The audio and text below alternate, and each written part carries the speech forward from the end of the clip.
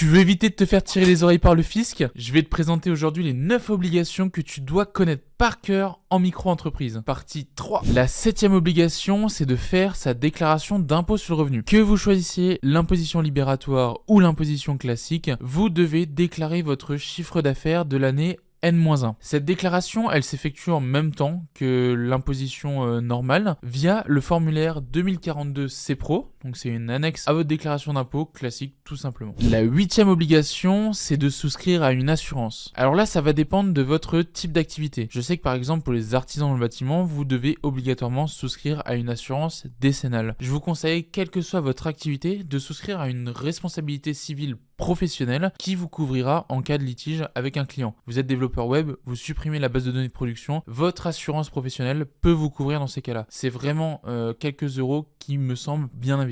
La 9e obligation, c'est d'ouvrir un compte bancaire dédié quand vous dépassez 10 000 euros de chiffre d'affaires par an. Le compte bancaire dédié, il devient obligatoire si vous dépassez pendant 2 années consécutives ces 10 000 euros. En revanche, je vous conseille quand même de séparer directement vos revenus perso, vos revenus professionnels, enfin que ce soit les revenus ou les dépenses, pour simplifier votre comptabilité et en cas de contrôle, vraiment simplifier le contrôle fiscal que vous pouvez recevoir. À savoir que c'est pas obligatoire de prendre un compte professionnel, il faut un compte dédié, mais certaines banques n'accepteront pas de vous mettre la mention obligatoire EI dans le libellé de compte si c'est pas un compte professionnel.